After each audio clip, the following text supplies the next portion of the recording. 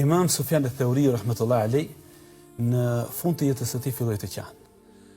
Dhe dikush prej të pranishmëve i tha: "O Imam, a je duke qajt për mëkatet?" Tha: "Çështja e mëkatet është e lehtë, por qaj mos më merr Allahu imanin nga zemra."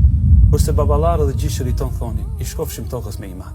Wallahi investimi më i madh është pikërisht investimi në iman. Që ta takojmë Allahun xhallahu ala në ditën e Kiametit dhe të jemi në grupin e tij që beson Allahun xhallahu ala në ditën e Kiametit.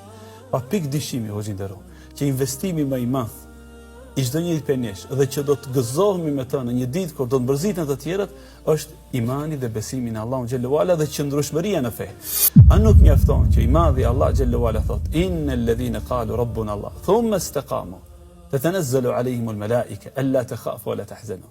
Ata të cilët thon Zoti ynë është Allahu, pastaj mbetën të qëndrueshëm, pra krijon një lloj mburoje, një lloj imuniteti, ka shi të gjitha sprovave dhe goditjeve, Allahu shpërblet që vinë që prej faktorëve të jashtëm apo të brendshëm, atyre do t'ju zbresin me laqe në fundin e jetës. Alla takhafu wa la tahzanu. Mos u frigoni për gjithçka që lat pas vetes. Dhe mos u brengosni për atë që ju vjen. Wa abshiru bil jannati allati kuntum tu'adun, dhe përgëzojeni me xhenetin të cilin Allahu xhallahu ala dha ka premtuar.